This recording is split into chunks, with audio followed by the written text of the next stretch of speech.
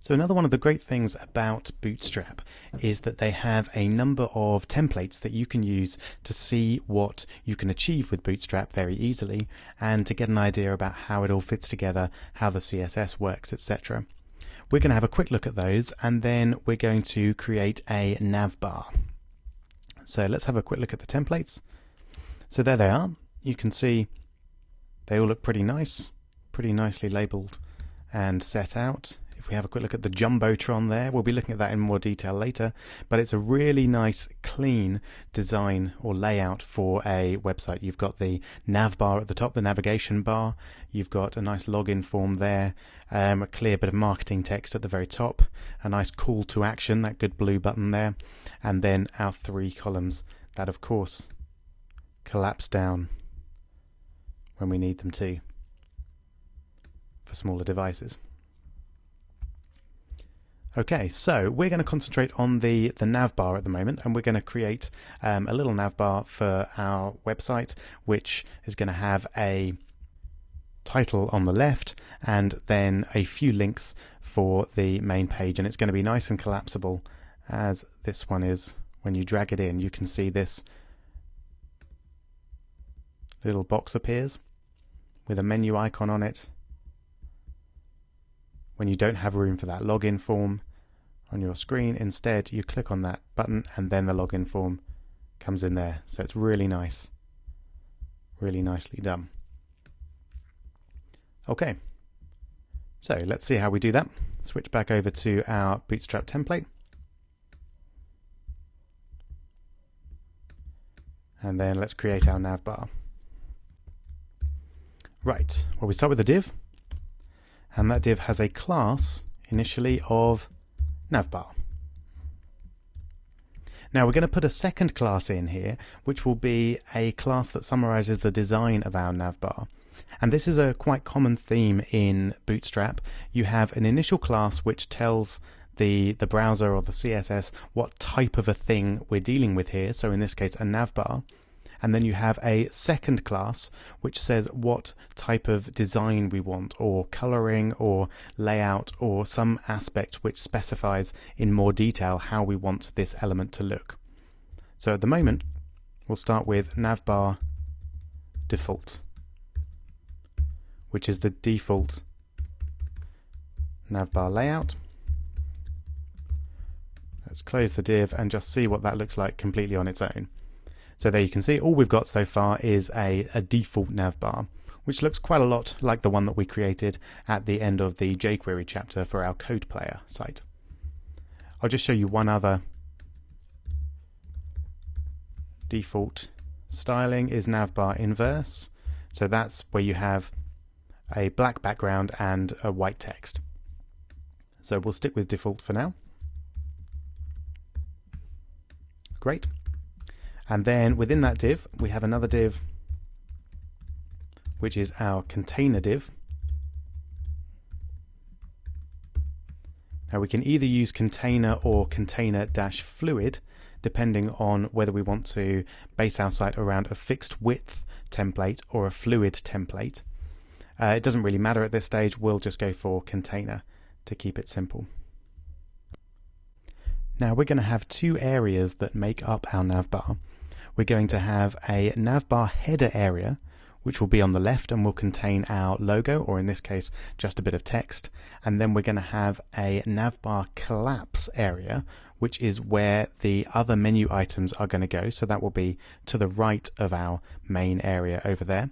And the nice thing about the navbar collapse area is it will do what this menu does up here, that when we go nice and small, like on our mobile devices, then it collapses down into a navbar button, which when you press it, you get the navbar in a little drop-down menu like that.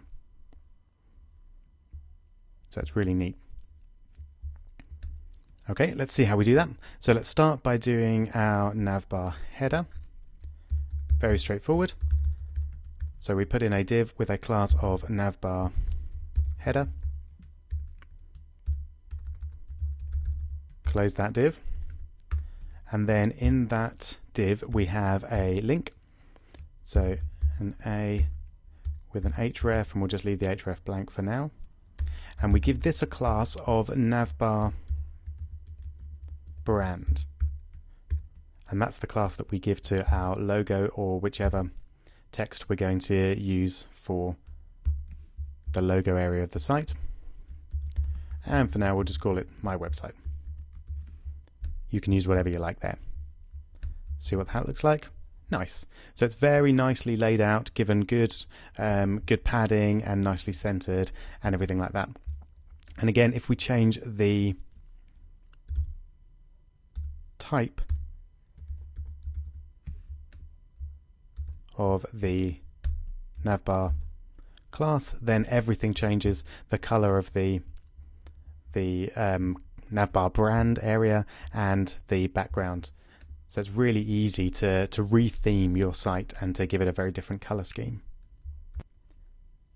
Now let's build the other area of the navbar that's going to contain our links to other pages on our site. So we have another div. We're going to call this one a collapse. We're going to give it a class of collapse, and that means that it will collapse when we go into the less than 768 pixels breakpoint, that is the phones and small tablets, and it will collapse into a nice little button which will allow us to drop down the menu. Okay, and we need another class of navbar collapse to give it the correct behavior for our navbar. So that will contain all our other links. And then within that, we're going to have a UL, so an unordered list, and we're going to give this a class of nav because it's a nav UL, and another class of navbar -nav to give it a particular style. That makes it work very well with the navbar collapse, the drop down. Okay, and then we'll close that unordered list. And now we'll bring in our links as list items. So we'll have an li and they'll all be links. And we'll just call the first one page 1. And then we'll copy and paste those to give us page 2 and page 3. Now if we have a look at that, there they are. Nice. And again, they're nicely formatted, and they've got a nice, when you mouse over, the color changes, makes it clear that you're about to click on that particular link. Now what you'll notice though is that the nav doesn't exist yet, the collapse.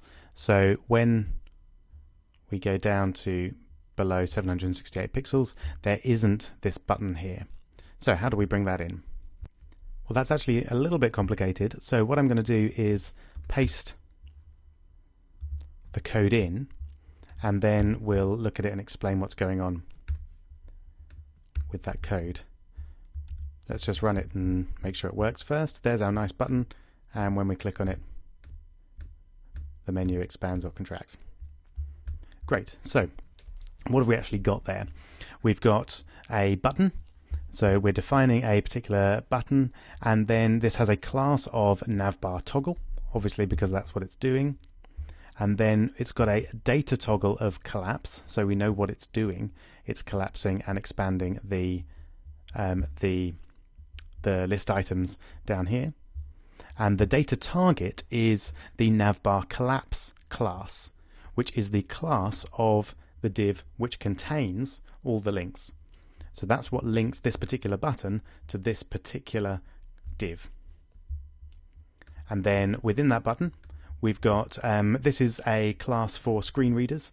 So if someone is reading your website on a screen reader, they can see that even if they don't have this nice image there, that they can press that button to toggle the navigation.